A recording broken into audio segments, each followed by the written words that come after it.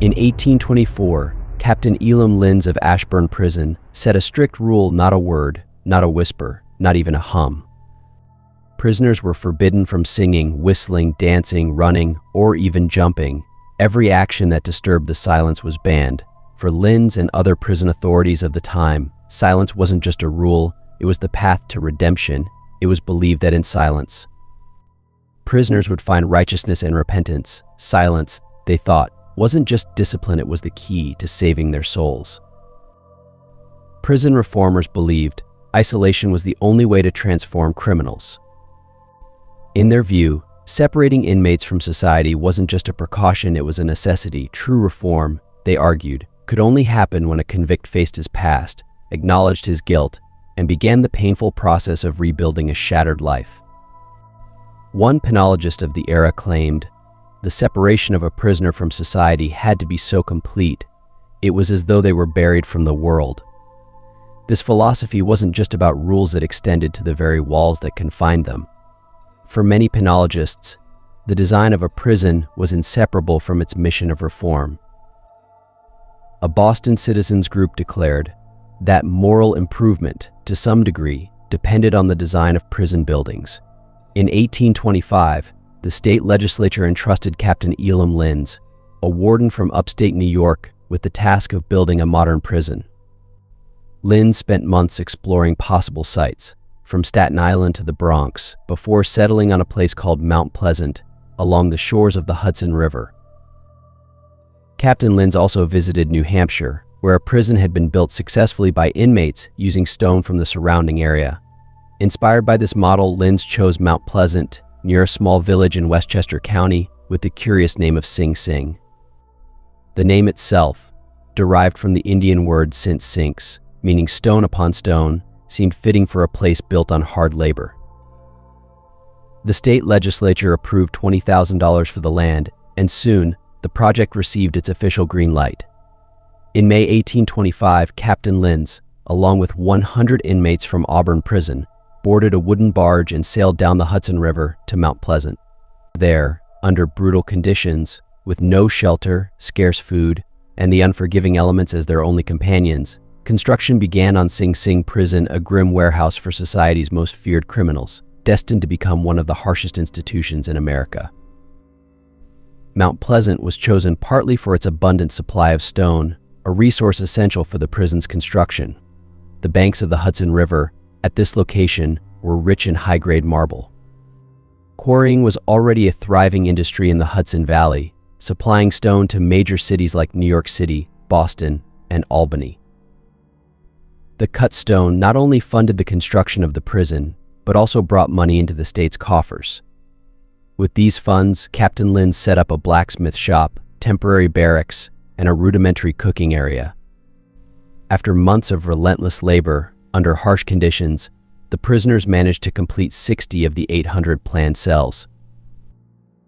Each cell at Sing Sing was a mere 7 feet long, 3 feet wide, and 6 feet 7 inches high, a suffocating space barely fit for a human being. One warden would later admit these cells were far too small for their intended purpose and had been condemned for years as unfit for habitation. The cells suffered from poor ventilation, and their unsanitary conditions were worsened by the use of cell buckets, a grim relic of an outdated prison system. The prison's design called for 800 of these tiny cells, stacked 4 high, in a building stretching 476 feet in length. Captain Linz, a strict disciplinarian and relentless taskmaster, ensured that every inch of this design was realized, no matter the human cost. Captain Linz drove the inmates to the very edge of human endurance, ruling with the whip and the yoke as tools of control. After years of what could only be described as slave labor, the main prison building was finally completed in 1828. With its opening, more inmates were transferred to Sing Sing, and soon, the prison swelled with hundreds of convicts, sparking new construction projects to house the growing population. During the 19th century, American prisons widely practiced contract labor, a system where private contractors partnered with prison officials to exploit inmate labor for profit. Wardens would lease out prisoners to private industries, turning them into a source of revenue. Naturally, The inmates themselves saw none of the rewards for their relentless toil. All the profits generated from inmate labor flowed directly into the prison treasury, often enriching the pockets of wardens along the way. Money poured in steadily, fueled by a range of prisoner-made goods. Under Captain Linds's leadership, the production expanded to include shoes, hats, wooden barrels, kitchen utensils, and other items, further boosting the prison's revenue. Wardens who succeeded Captain Linds quickly recognized Sing Sing as a lucrative enterprise, with many retiring comfortably on the profits skimmed from inmate labor. Adding to the grim reality, contract supervisors were often ruthless men, pushing inmates to work harder and produce more. Contracts typically lasted 6 years, but many stretched twice as long, further entrenching this exploitative system. At Sing Sing, the inmate workday stretched to 10 grueling hours, excluding time for meals. Almost every prisoner was forced to participate in this relentless system. Over time, contractors began to wield significant influence over the discipline and treatment of inmates. With a vested financial interest in their productivity, these contractors regularly advised the warden on which prisoners were falling short, ensuring they faced swift and harsh consequences. Prisoners who failed to meet expectations were punished harshly, only to be sent back to work without delay. If an inmate fell ill, he was closely monitored. Should he be suspected of malingering, the punishment was swift and often severe. What's it been like to relive all of this? Surreal in one word. The reality is, 18 months ago, I had no idea where I'd be today. You know, for 24 years, practically, all I knew was living in a cage, living in a way that doesn't define humanity properly. And coming out of that and having the opportunity to be home, although I'm not technically free, it's everything that, you know, I've been waiting for all this time, in terms of being able to reunite with my family, in terms of just being able to make certain decisions in my life for myself. Like, your choices are very limited when you're incarcerated. By 1854, over 73% of Sing Sing's prisoners were forced into contract labor, producing furniture, carpets, tapestries, shoes, bedding, cigars, and cut stone.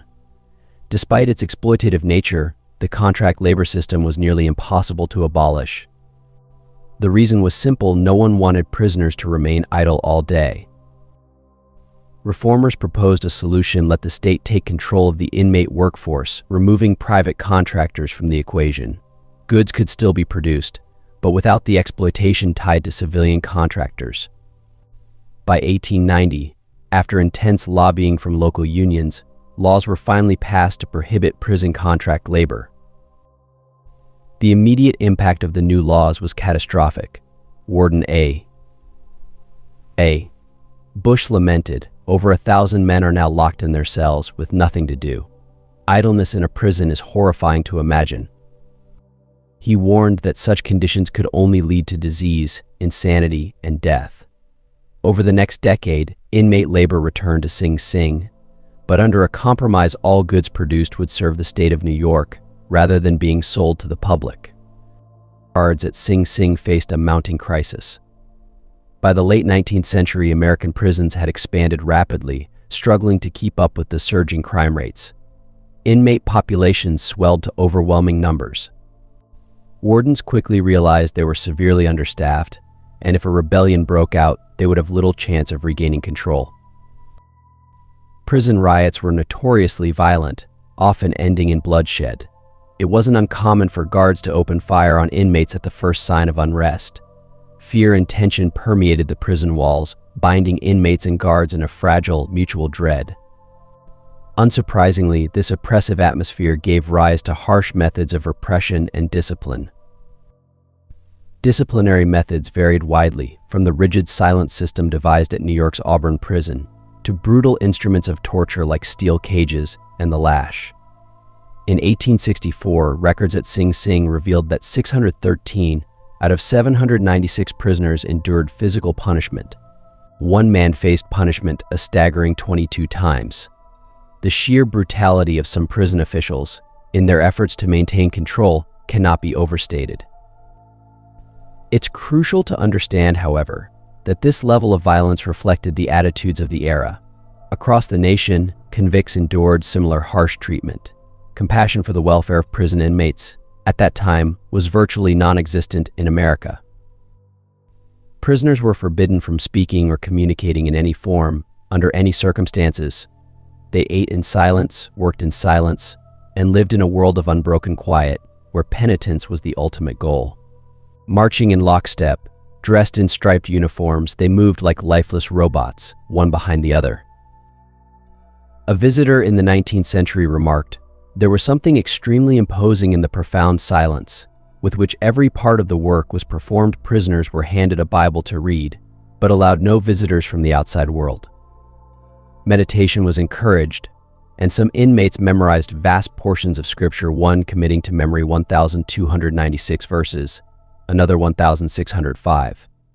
Any breach of the silence system was met with swift and severe punishment." Wardens firmly believed that overlooking even a minor infraction would invite rebellion. Prisons operated as isolated worlds, sealed off from the outside. Among the methods of control at Sing Sing was the infamous bath. Torture, a practice used for decades to instill fear and enforce order among the inmates. In the bath torture, an inmate was tied to a chair with a shield fixed to his head, allowing water to rise over his chin and mouth. At times, water was released in a steady stream from a great height, striking the prisoner's head repeatedly. Records from 1852 reveal that 170 men endured this brutal punishment at Sing Sing. In that same year, 1852, 120 men were placed in solitary confinement, and 5 endured the punishment known as bucking. This cruel method involved inserting a wooden bar between a man's arms and legs while he sat, then hoisting the bar onto a stand, leaving him suspended upside down, like a roasted pig. To prevent unconsciousness, guards would periodically turn the inmate right side up, only to suspend him again. Bucking was regarded as an extreme punishment reserved for the gravest offenses. In Sing Sing's early years, however, floggings were a far more common form of discipline. With no standard code of punishment, the length and severity of these floggings were left to the discretion of the guards. Some prisoners were beaten so severely they barely clung to life. Colonel Levi Burr, an inmate who served 3 years at Sing Sing during the mid-19th century, vividly described the horrors of a lashing in the prison yard. On one occasion, I counted 133 lashes. Colonel Burr recounted.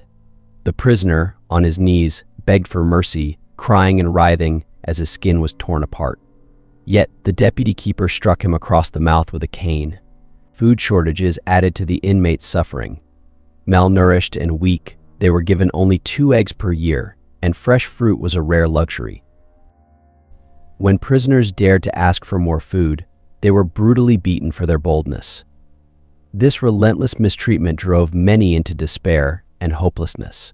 Fights broke out frequently among the inmates, and countless prisoners perished in their cramped, filthy cells. Sing Sing became a grim symbol of oppression, despair, and hopelessness. For many inmates, being sent up the river often meant never returning alive. Dr. Amos O. Squires, who became the prison's physician in 1919, frequently walked the prison halls, checking on the welfare of the inmates. In his 1935 book, Sing Sing, Dr.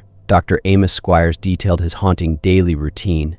"I had to knock on the door of each dark cell," he wrote, "to see if the occupant had fallen ill, lost his mind, or quietly passed away in the night." In 1881, Dr. Alfred Southwick, an eccentric dentist from upstate New York, witnessed an accidental electrocution in Buffalo. This incident, likely the first death linked to electricity, sparked a radical idea. Dr. Southwick began to wonder if electricity could serve as a more humane method of executing criminals. For years, hanging was the standard method of execution, but it came with significant risks. If the hangman was careless or lacked precision, disastrous mistakes could occur. The condemned might linger painfully, failing to die quickly, or worse, A rope too long or a prisoner too heavy could lead to gruesome decapitation. Hanging, a method dating back to the Middle Ages, remained a gruesome and unreliable process. Recognizing the need for change, government officials began searching for a more modern approach to executions. In 1886, spurred by Dr. Southwick's proposal, New York established a death commission to explore alternatives. Thomas Edison, ever mindful of electricity's commercial potential, took a keen interest in how the public perceived its safety. Determined to protect the reputation of his direct current DC technology, Edison fiercely opposed its association with pain and death. To sway public opinion, he launched a calculated public relations campaign to prove that DC was safe for everyday use. In his effort to discredit alternating current AC, Edison conducted shocking demonstrations, electrocuting dozens of cats and dogs to prove that AC was especially lethal. A year-long public feud ensued between Edison and George Westinghouse, a staunch advocate of AC. Ultimately, Edison emerged victorious when the Death Commission recommended AC as the preferred method for executions. By 1891, a specially designed wooden chair was ready, setting the stage for America's first legal execution by electricity. In August 1890, William Kemmler, convicted of the drunken axe murder of his girlfriend Tilly, became the first person to face electrocution. However, the execution quickly descended into chaos as the chair failed to operate as intended. The New York Times described Kemmler's death as occurring under the most revolting circumstances. An execution that was a disgrace to civilization. The horror was so profound, words failed to capture it. Witnesses were horrified, with some fainting as they saw Kemmler, still alive and breathing, after the initial current was applied. "It could have been done better with an axe," George Westinghouse remarked ironically, after witnessing the botched execution. While Kemmler's death occurred at Auburn Prison, Sing Sing carried out its first electrocution on July 7, 1891. Harris A. Smiler became the first to die in the new electric chair, followed by 3 others on the same day. These executions were carried out with relative success, and over time, the public began to accept electrocution as a legitimate method of execution. By 1916, all executions in New York State were conducted exclusively at Sing Sing. This marked a significant shift from earlier years, when executions were held locally, under the jurisdiction of county authorities.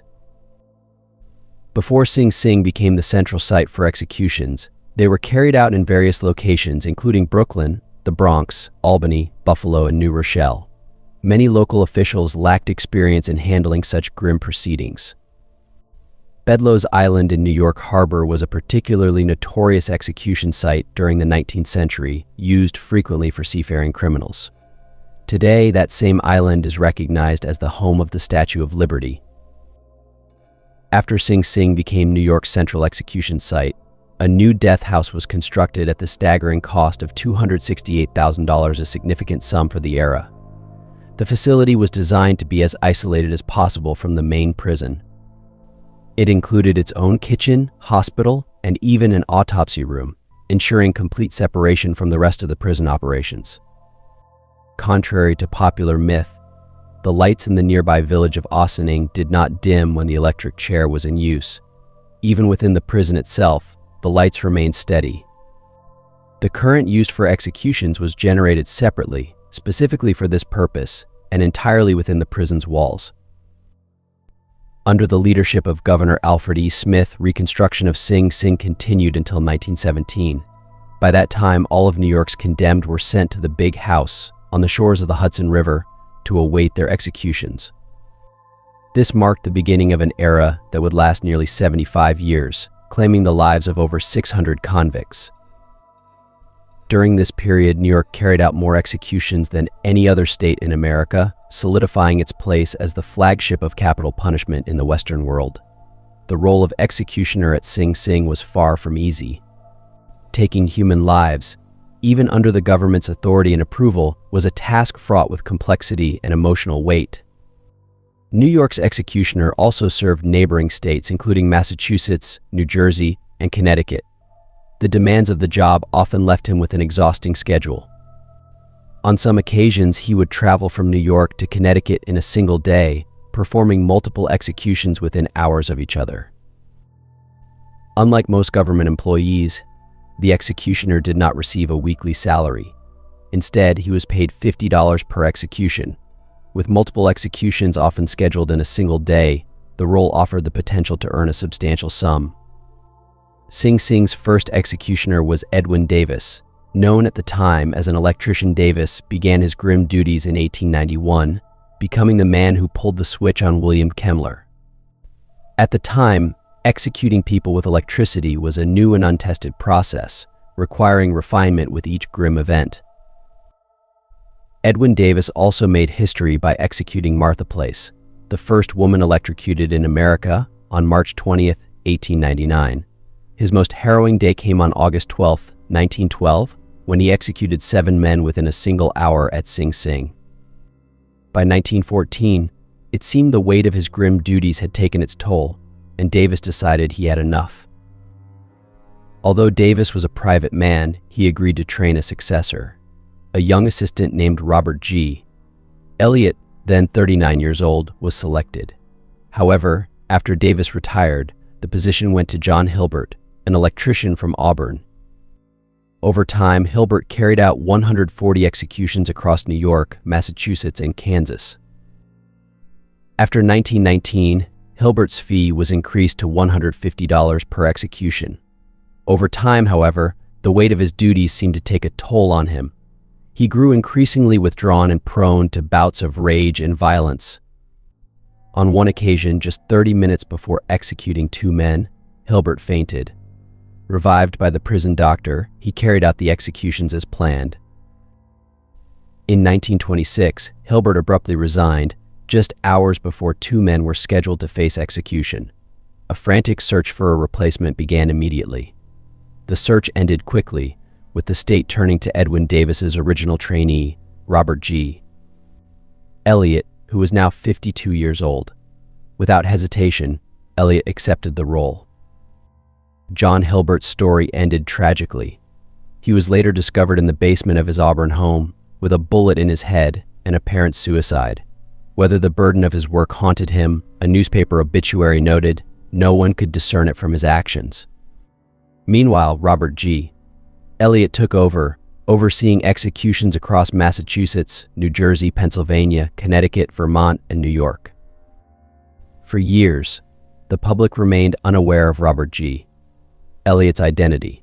In the beginning, he even hid his occupation from his own family. It wasn't until 1928, when a New York City tabloid reporter followed him from Ossining to his home in Queens, that his name was finally revealed to the public. After this exposure, Elliott developed a strong disdain for the press. "I'd rather shoot the juice into someone than talk to a newspaper reporter," he once remarked. Practical and reserved, Elliott rarely shared his feelings about his grim profession, viewing himself merely as a tool of the state. "I'm just an ordinary human being," Elliott once said. "I'm no more responsible for killing these men than the judge or the jury," despite his efforts to distance himself from public scrutiny. The press continued to circulate sensational and unfounded stories about his private life. Friendless, lonely, a social outcast that, according to common belief, is the miserable existence that is mine, Elliott wrote. "It's said that I am a recluse, living in an atmosphere of funeral gloom. When I do appear in public, rumor claims, people flee from me as though I were the plague." These claims were more sensationalism than fact. In truth, Elliott was at peace with his work, viewing it as a necessary job that someone had to perform. Away from the chair, he enjoyed gardening, fishing, and photography. Yet, his profession set him apart from others in one grim way: to keep his job, people had to die. When Elliott began his career at the age of 52, he had no way of knowing how long his tenure would last. From the very first execution he carried out, Elliott began documenting his work in a diary. He meticulously recorded each execution, noting the prisoner's name, the date, the number of the execution, and any observations about the condemned's final moments. Sometimes, Elliott filled entire pages with details of an execution. Other times, he wrote nothing more than the prisoner's name. Occasionally, his notes captured moments of dark humor, such as the words of George Appel, executed on August 9, 1928. "He was one of the toughest men I've ever seen to sit in the chair," Elliott wrote.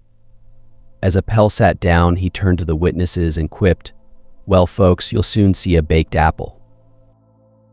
Elliott's first execution took place on January 28, 1926, and involved a man named Luigi Rapito. In his log, Elliott recorded, "Entered the chamber somewhat nervous and slipped into the chair, convicted of killing Asa Klein in Cayuga County 2 years ago."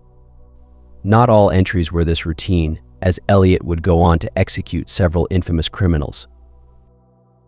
In July 1927, Elliott carried out the executions of Sacco and Vanzetti, a case that had sparked worldwide attention.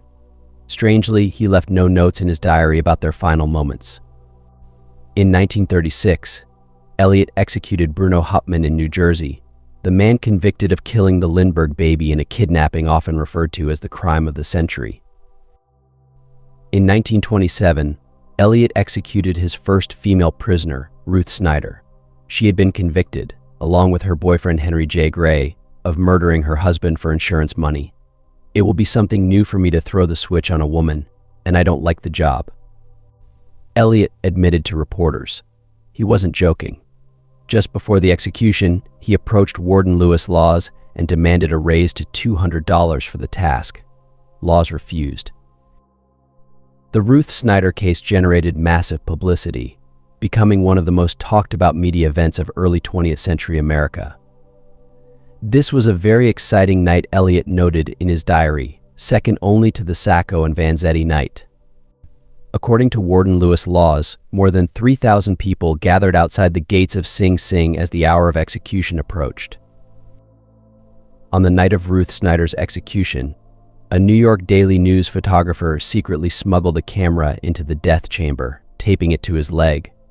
At the exact moment Snyder was electrocuted, he captured a shocking photograph. The next day, the image of Snyder, strapped into the electric chair with a leather mask covering her face, dominated the front page of the Daily News. The photograph would go on to become one of the most infamous images in journalism history. Although the Daily News refuses to grant permission to reproduce the infamous photo, it can still be found on the internet. Elliott often provided brief synopses of the cases that led prisoners to the chair. One such entry was for Joe Chemerinsky, executed on July 30th, 1928. Elliott noted he was helped to the chair as he had, but one-leg Chemerinsky had been convicted of murdering Dr. Gerald Kelly in his office, blaming the doctor for amputating his leg, though Dr. Kelly wasn't the one responsible for the operation. Elliott recorded that Chemerinsky faced his death with courage. Not all prisoners went quietly. Jesse Thomas, a convicted murderer executed on August 28, 1930, uttered his defiant last words, "See you all in hell. Let's go." Elliott's extraordinary diary, a first-hand account of criminal justice history, was later compiled into a book titled Agent of Death: Memoirs of an Executioner, published in 1940. Robert Elliott continued his grim duties until 1939, when illness forced him to step down. He passed away later that year in Queens, New York, at the age of 66. Over his career, Elliott executed 387 men and women across 5 states, though the majority were in New York, where the flow of condemned prisoners seemed never-ending. On January 6, 1927, Elliott executed 3 men in Massachusetts, then drove to Sing Sing to carry out 3 more executions all in a single day. America has never seen an executioner quite like Robert G. Elliott, and likely never will again. During his era, however, the death penalty did not carry the widespread repulsion it does for many today. When word spread of Elliott's illness, Warden Lewis Laws began seeking a replacement for the executioner's role. The response was swift and overwhelming. By August 22, 1939, one newspaper reported, "Prison officials have received 400 applications from persons who want the job." On August 9, 1900, the despised lockstep method of walking within the prison was abolished. Prisoners were overjoyed, finally allowed to walk like human beings. Shortly after, the striped prison uniforms were also discarded. The impact was profound. We expected good results from the change, wrote the superintendent of the time, but the effect reaches far beyond our expectations. The men are cheerful and appreciative, the superintendent observed. The very tone of the institution has changed. Additional reforms soon followed. New windows were installed, allowing daylight to enter spaces that had previously been shrouded in darkness. Baseball was introduced, and inmates were granted freer access to the yard, spending more time outdoors. The world outside was changing, but not everyone welcomed these reforms. An investigative committee in the state legislature expressed strong objections in a report released to the press. Punishment is a necessary and proper attribute in prison discipline, the report declared, pushing back against the new measures.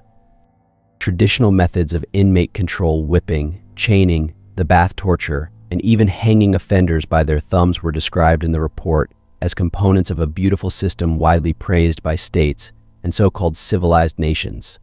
Yet, despite political resistance, the momentum for penology reform continued to grow. Between 1900 and 1919, Sing cycled through 10 different wardens.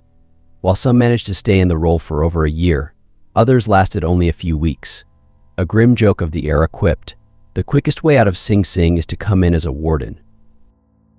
Being a warden at Sing Sing was a thankless, pressure-filled job. The prison was outdated, overcrowded with rebellious inmates, and riddled with unsanitary conditions. In 1919, an enlightened administrator from upstate New York stepped in to take control. He brought with him fresh ideas about inmate treatment and a vision for how a correctional facility should be managed.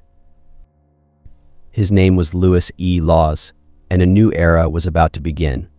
Unlike many of his predecessors, Laws was a correction officer. He had worked in Clinton Prison at Dannemora and also Auburn Prison for years, and was familiar with the problems associated with controlling an inmate population. Laws grew up in the shadow of Elmira State Prison, where his father was employed as a guard. He later took the same position and rose quickly through the ranks. Laws was an independent thinker who believed in the humane treatment of prisoners. In 1916, he was chosen to head the New York City Reformatory for Male Delinquents, where he established a firm but fair system of discipline. Laws also had a talent for self-promotion, which enabled him to derail a great deal of political opposition to his reforms. In the winter of 1919, he was asked to become the warden of Sing Sing, a troubled facility with a dismal record of achievement and many scandals. The prison had 9 wardens in the previous 9 years. One lasted only 3 weeks. "I was not particularly anxious for the job," Laws wrote in his book 20,000 Years in Sing Sing. It was a political appointment, subject to the vagaries and fortunes of party politics. Nevertheless, he decided to accept the job, and on January 1st, 1920, he took over the reins of a demoralized institution. What Laws found was a prison system that had deteriorated to the point of chaos through decades of neglect and abuse. Records indicated that there should have been 795 male prisoners at Sing Sing. An actual head count turned up only 762. Female inmates should have been 102. The count revealed only 82 actually present.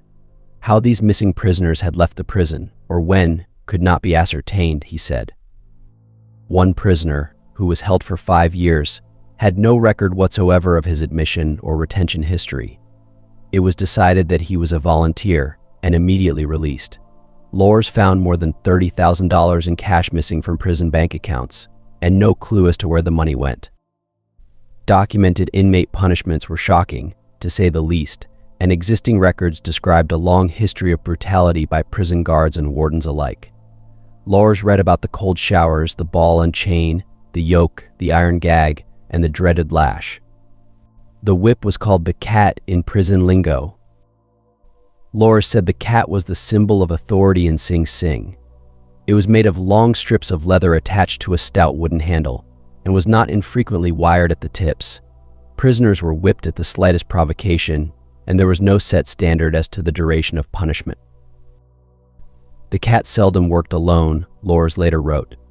Accompanying it was the salt water sponge that caressed the raw wound. It was a sad revelation for Lors, and the new warden became determined to improve conditions at the beleaguered prison. He instituted reforms and new methods of discipline, which avoided physical punishment. Lors believed that if trust was shown to the inmates, they would respond accordingly. For the most part, his methods succeeded, though without the support of state politicians, who saw his reformation as caving in to inmate demands.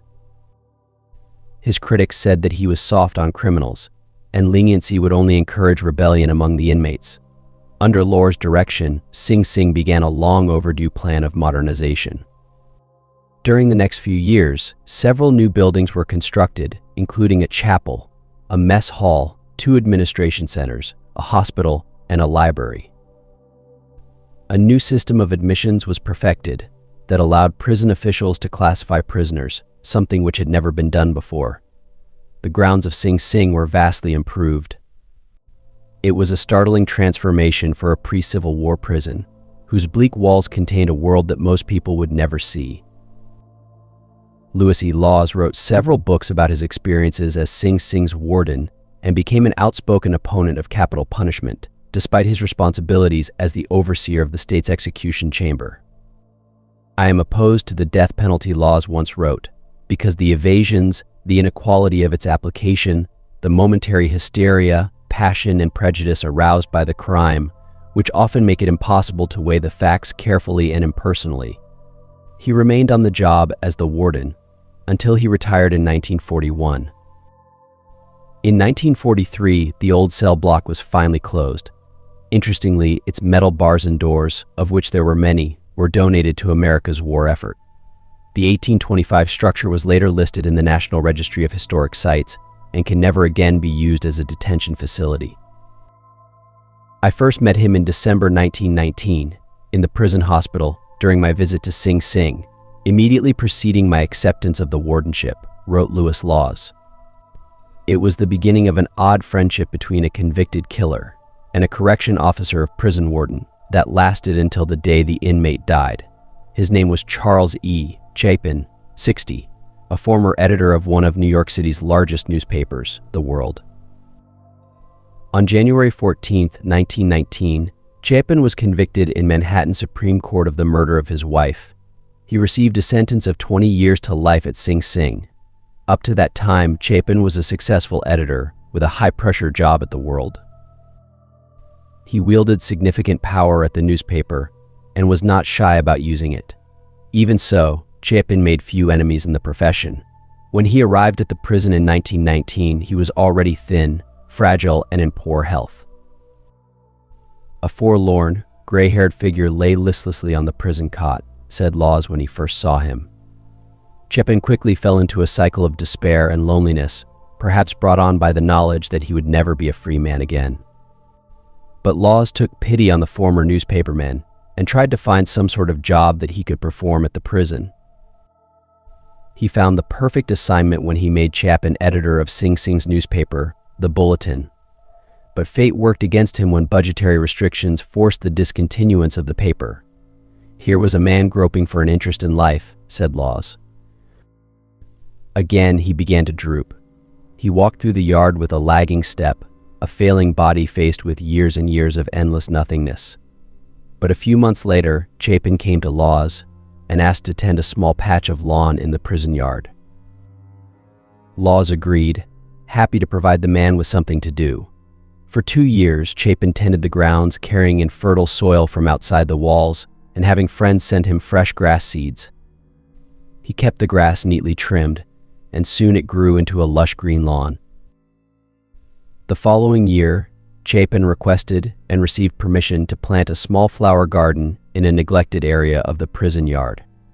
I glanced over at the yard. Wrote Laws years later, not a blade of grass, not a tree, piles of debris. It was as barren to the eye as it was hopeless to the heart. But Chapin threw himself into the job. He had a friend send him books on horticulture, and he studied them with a deep fervor. He recruited other prisoners to assist him with the back-breaking job of clearing the grounds and cultivating the soil. Laws agreed to truck in a quantity of dirt and fertilizer, which the inmates unloaded and spread on the ground. Chapin worked his men relentlessly and frequently complained to the warden if they didn't put in a day's work. In a letter to the warden in 1923, Chapin wrote, "I expect the men to work from 8 a.m. until 11:30 a.m. and from 1:30 p.m. until 3:30, except in stormy weather." Chapin ordered rose bushes, peonies, petunias, and dozens of other types of flowering plants. He solicited aid from local farmers, and soon flowers were growing everywhere in the once barren recesses of Sing Sing. It was a spectacular conversion. He built seats around the gardens so that inmates could sit and reflect in the serenity of the flower gardens. Over the next few years, even small trees sprouted up, and the prison grounds became alive with the welcome sound of singing birds. The single flower garden, which Chapin requested, had grown into a massive landscaping project, but he still was not satisfied. Chapin asked the warden for permission to build a birdhouse, but he didn't ask for a small, boxy birdhouse that would shelter just a few birds. Chapin wanted a building, a sanctuary for hundreds of birds, with room for prisoners to sit and admire their beauty. I doubted he could do it, said Laws, but I let him try. Chapin contacted his newspaper friends in New York City. He appealed to them for money to finance the construction and materials, since the state of New York would provide nothing for the project. But Chapin was persistent and kept after his contacts for the funds. He solicited the aid of other inmates who, for lack of anything better to do, agreed to help in the construction. After 3 arduous years, Chapin completed the birdhouse. He had built a magnificent structure that rivaled anything similar in the outside world. It had a huge dome at the top, plenty of glass, and hundreds of flowers and bushes where birds could gather and rest. Almost single-handedly, Chapin had transformed a barren wasteland, which was just yards away from America's busiest death chamber, to a thing of beauty and warmth. Even the prisoners felt that some type of spiritual change, something intangible, had occurred at the institution. Word of Chapin's accomplishment spread fast, and his story, with photographs of his famous birdhouse, appeared in newspapers across the country. But in the summer of 1930, a state construction project was begun at Sing Sing. Chapin's gardens had to be destroyed to make way for a new drainage system. Much of Chapin's work was demolished during the installation of the pipes. He took it very hard. I think it affected him deeply, wrote Laws in one of his books. He was never the same. That winter, Chapin contracted pneumonia and died on December 13, 1930, at the age of 72. Before Laws left Sing Sing, he had the gardens rebuilt as a tribute to the spirit of their builder, Charles E. Chapin, the Roseman.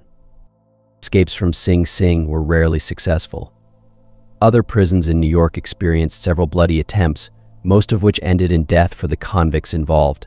Because of inhumane living conditions in these institutions, several inmate uprisings occurred during the 1920s. The most serious occurred on December 11, 1929, when several guards were killed in upstate Auburn prison during a riot. 8 convicts were shot and killed by guards before order was restored. That same year, a plot for a mass escape at Sing Sing was revealed when a prisoner informed on his fellow inmates. Several men had already dug a 40-foot tunnel that came within feet of the south wall. Working steadily and undetected for weeks, the escape team, led by inmate Roy Sloan, had carted away 50 cubic feet of dirt and dumped it unnoticed into the prison yard. The men were subsequently caught and later transferred to other institutions. But the most serious incident of escape at Sing Sing occurred on April 13, 1941. Joseph Whitey Reardon, 26, Charles McGall, 45, and John Patchwaters, 30, all convicted of armed robbery, were being held in Sing Sing's hospital up on the 3rd floor. At 2:30 a.m., they decided to make their move. Brandishing several revolvers, which were smuggled into the prison a few days before, they shot prison guard John Hardy, 55, twice in the back as he made his rounds through the prison ward. Another convict patient, McGowan Miller, who had nothing to do with the escape plan, witnessed the killing and suffered a fatal heart attack on the spot. The desperate trio then fled to the basement of the hospital, where they forced another prison guard to take them through a steam tunnel that led out to the village streets. Up on the ground level, accomplices parked a getaway car at a pre-arranged location. As Reardon and the others approached the car, two Ossining police officers, James Fagan and William Nelson, came upon them by chance at the lower end of Main Street. The officers began to question the men. Suddenly, Whitey Reardon pulled out his revolver and started shooting. The others pulled out their weapons and also opened fire on the officers. Both cops fired back and a running gun battle ensued. 2 bullets went through Waters' head. He was killed immediately.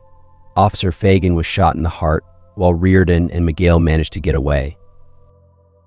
Officer Nelson put Fagan in his police car and took the fatally wounded officer to the hospital, where he was pronounced DOA. All law enforcement agencies in Westchester County were alerted to the jailbreak and the shootings. Over 100 reporters and press photographers raced to the scene. Meanwhile, Reardon and McGale ran over to the shores of the Hudson, where they found a shad fisherman, Charles Rohr, getting ready to cast off for the day's fishing. The convicts drew their weapons and forced Rohr to take them across the Hudson to the Rockland countryside. When they reached the opposite shore, the fugitives jumped from the boat and disappeared into the woods. However, within hours, Reardon and McGale were located by a pack of pursuing bloodhounds and taken into custody. 2 outside accomplices, who smuggled the guns into the prison, were later identified and arrested. A trial was held in White Plains County Court in June 1941, during which Reardon claimed that he was innocent and that the police beat his 63-page confession out of him. "We were handcuffed together," he said. "Then they hit me." McGale was out on his feet, but they kept on hitting him. "Then a keeper started hitting me too." One of the outside accomplices, William Wade, also claimed a confession was beaten out of him by cops who had hit him at least 1,400 times during the interrogation. This included, he said, 300 kicks, 600 punches, being strung up by his hands 15 times, and knocked down 100 times. The defendant's claims fell on deaf ears. Reardon and McGale were sentenced to death. Their accomplices in the bloody escape received life sentences at Sing Sing. On June 11, 1942, Reardon and McGale were executed in the death chamber, just yards away from where they shot and killed correction officer John Hardy. Reardon and McGale were numbers 475 and 476 on the parade of the condemned. The day had special irony for Reardon. It was his 28th birthday. One of the most reviled killers to ever sit on death row at Sing Sing was a teenager. His name was Edward Haight. His shocking story, which generated national headlines in the autumn of 1942, began in the tranquil village of Bedford in Westchester County. On September 15, 1942, 2 girls, Margaret Lynch, 7, and her sister Helen, 9, were seen getting into a Ford station wagon that was reported stolen in nearby Stamford, Connecticut. They were never seen alive again. By late night, a massive search for the missing girls was conducted in New York, Connecticut, and Massachusetts. Hundreds of cops and volunteers, armed with shotguns, rifles, and clubs, scoured the countryside. Police investigation revealed that several other children had observed the same station wagon cruising in the area. Edward Haight took cops to the place where he disposed of the little girls after he tried to rape them. Helen's body was fished out of the Kensico Reservoir. Margaret had been strangled, and her body was located in the woods near the reservoir. "I put a handkerchief in Margaret's mouth to stop her from screaming," he said. When he tried to rape her, the little girl fought, and Haight mutilated her with a large hunting knife. With the body still in his car and Helen tied up in the trunk, he cruised into the village of Bedford to get some food. Haight then drove to a deserted wooded area and assaulted Helen. He then placed the terrified girl under the car and drove over her several times, killing her. "I threw her off the bridge into the creek," Haight said, just as an ambulance drove by on its way to an unrelated car accident. Then he abandoned the stolen car in nearby Stamford and walked home. Haight was charged with 2 counts of first-degree murder and locked up in the Bedford jail. At his arraignment the next day, Haight smiled and showed no remorse. He was talkative to reporters and freely gave out details of the crimes. On September 24th, Haight pleaded not guilty in White Plains County Court. It was hard to believe that the coverall-clad, black-haired youth was Edward Haight, self-confessed ravisher and slayer of 2 small Bedford girls 10 days ago in brutal crimes that rocked the nation, said a story in a local newspaper. During the trial, which opened on October 29th, both the prosecution and defense psychiatrists offered conflicting opinions on the defendant's sanity. Haight had a wretched upbringing and lived in a place that was as bad as a shack on a public dump, said one attorney. Meanwhile, the teenage killer alternately grinned, smiled, and twiddled his thumbs in the courtroom. When the prosecutor held up photographs of the dead girls for the jurors, Haight actually broke out into a laugh. On November 5th, Haight was found guilty of first-degree murder. Edward Haight, still amused and apparently proud of his brutal, cold-blooded murder of 2 little girls, started down the last mile of his short life, said the Citizens Register newspaper. Deliberations lasted less than 1 hour. As the guilty verdict was read, Haight smiled broadly at the jury. When his father came over to talk to him, Edward shrugged his shoulders and said, "So what?" He was taken immediately over to death row in Sing Sing.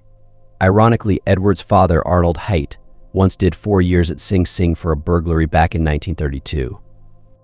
Over the next 8 months, Edward maintained an ongoing attitude of bravado and indifference.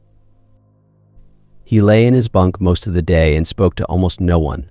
He ate vigorously, though, and gained over 50 pounds on prison food. When asked if he wanted anything, Edward said to the guards, "I'm not asking for nothing." But when he was interviewed on the day of his execution, he told reporters, "I was a fool. I don't know why I did it. I'm pretty sure this is my last day, and I'm only 17. On July 8th, 1943, he became the youngest person to be executed in Sing Sing's electric chair. His father was unable to claim his body, and Edward Haight was buried in a plot of quicklime in nearby Peekskill. Of course, Sing Sing's roll call of the condemned includes many famous criminals whose lives ended in the death chamber. Martha Beck and Raymond Fernandez, the so-called Lonely Hearts Killers, were one of the most notorious couples sentenced to death in America during the 1950s. Together, they bilked lonely widows out of their money, while Fernandez pretended love for the victim and frequently proposed marriage. Their shocking crimes, which may have extended halfway across America and resulted in the deaths of 17 women, were sensationalized in the press for months. During a lurid murder trial in 1950, which featured detailed testimony on the defendant's active sex life, crowds gathered daily outside the Bronx courtroom. "The prison and death row have only strengthened my feeling for Raymond," Martha told reporters, "and in the history of the world, how many crimes have been attributed to love?" But Beck and Fernandez were not the most famous couple executed at Sing Sing. That distinction undoubtedly belongs to Ethel and Julius Rosenberg, the atom bomb spies during the Cold War years. Because they were convicted of federal crimes, the Rosenbergs were actually not prisoners of New York State. Found guilty of espionage and sentenced to death in 1951, Sing Sing was given the responsibility of their execution. Their case became the subject of furious debate, since many people felt their guilt was not firmly established. Anti-death penalty supporters rallied behind the cause and held many street demonstrations protesting their execution. Despite worldwide pleas to spare their lives, Ethel and Julius Rosenberg were executed at Sing Sing on the night of June 19, 1953. They are the only non-military prisoners in American history executed for espionage. The oldest prisoner executed at Sing Sing was Albert Fish, 66, a demonic child killer and cannibal who murdered 11-year-old Grace Budd in the city of Peekskill in 1928. Fish was a deeply disturbed individual whose sadomasochistic tendencies included inserting dozens of needles deep into his own body. Police caught up with Fish when he went to pick up mail at a boarding house on 52nd Street in Manhattan. He soon confessed to his crimes and boasted that he welcomed the death penalty. "What a thrill that will be if I have to die in the electric chair," he said. "It will be the supreme thrill." He received his wish on January 16, 1936, when he was strapped into the chair by enthusiastic guards and quickly electrocuted. Executioner Robert Elliott said Fish had a distorted mind of the first order. He walked to the chair without emotion. Fish was Elliott's 300th execution. The last person to walk the longest mile was a man named Eddie Lee Mays, 34, on August 15, 1963. He was convicted of the murder of a female bar patron during a robbery in Harlem in 1962. Throughout the 1960s, however, there was a growing dissatisfaction with capital punishment in America. Many people began to feel uneasy about the death penalty, and several high-profile death cases, such as the Rosenbergs and Carol Chessman, the red light bandit, who spent more than a decade on death row in California, fueled the anti-capital punishment movement. By the 1970s, there was an unofficial moratorium on executions in New York. In 1972, the United States Supreme Court ruled in Furman v. Georgia that the death penalty, as it was then applied, was unconstitutional. New York's electric chair was officially turned off. Since 1891, when axe murderer William Kemmler was sentenced to death, 614 men and women were executed at Sing Sing. During the 1970s, the electric chair was dismantled and moved to Greenhaven Prison in upstate New York. Although it was kept in working condition for many years, it was never used again. As Sing Sing enters its third century of continuous operation, it houses more than 1,700 inmates and employs approximately 1,000 people. More than 5,000 visitors pass through its gates each month. The prison has been through many transformations over the past 2 centuries, some good and some bad. In 1989, the institution was accredited for the first time by the American Correctional Association, which established a set of national standards by which every correctional facility should be judged. These standards assess every area of the prison, including healthcare, safety issues, inmate programs, staff training, dietary standards, and disciplinary measures. Over the years, many Hollywood movies used Sing Sing as a backdrop for their stories. Films like The Big House, 1930, Angels with Dirty Faces, 1938, and 20,000 Years at Sing Sing, 1932, helped to form an image of the prison in the public mind that exists even today. Numerous celebrities have visited the facility, and some have become part of the folklore of the institution. President Abraham Lincoln, James Cagney, Victor Mature, Mayor Jimmy Walker, Spencer Tracy, and many more have stood inside Sing Sing's marble walls. Baseball legend Babe Ruth may have hit his longest home run at the prison in 1925. The New York Yankees played the New York Giants that year, and during the game Ruth blasted a home run over the right field wall, which was said to be 620 feet. Of course, Sing Sing no longer resembles the prison constructed by Captain Elam Linz and the Auburn inmates in 1825. Though the original structure still stands, it does not and never will house prisoners again. Plans are presently underway to convert the huge structure into a museum, an idea which may soon become a reality. An economic study prepared in 2002 indicated a prison museum would bring between 100,000 to 210,000 visitors to the area and generate $20 million annually to Westchester County. There is still a tremendous interest in the facility as an historical centerpiece, and Sing Sing's place in American culture is certainly affirmed. Legal electrocutions are a thing of the past, and as they fade further into history, they are sure to become symbolic of a unique era that will never return. Standing inside the marble confines of the original prison today can be an awesome experience. The time-ravaged walls of the cell blocks scream out from a violent and depressing past when men were caged like animals in tiny cells, with little water and barely enough food to stay alive. A visitor cannot help but imagine these luckless men on the damp, cold floors, day after day, night after night, staring out into a bleak future, while the monotonous years piled on top of one another like so much stone upon stone. The dark history of prisons in America is a frightening reality, a reminder of a distant age in which brutality and casual neglect was the national policy towards criminals.